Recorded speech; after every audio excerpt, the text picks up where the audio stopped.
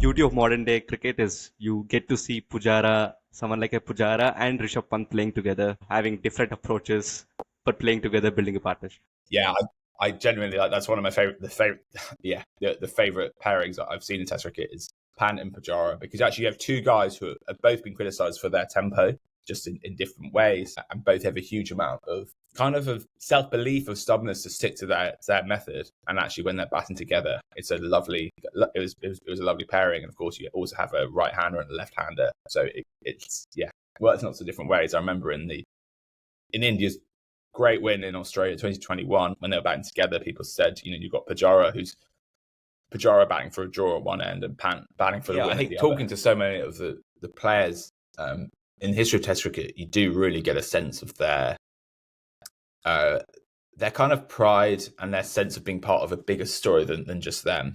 Their sense of being part of this thing that has endured. You remember, go back to 1877. So they do think of themselves as part of a bigger story, which I think is actually why I was able to talk to so many of them, which is obviously fantastic.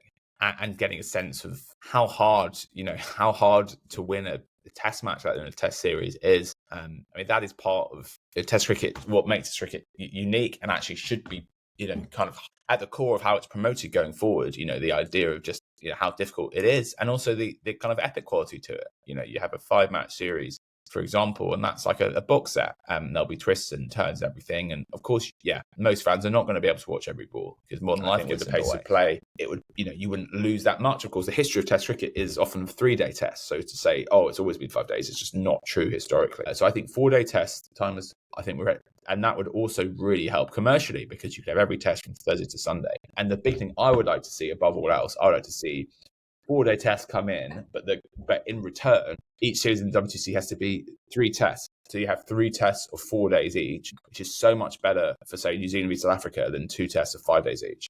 So the WTC, everyone plays 3 series at home and away over a 2-year cycle. Well, you could keep that, but just have every series as 3 tests times 4 days. 3 points for a win, 1 point for a draw. The league table very simple. Everyone's playing 18 tests over 2 years. Everyone plays the same number of tests.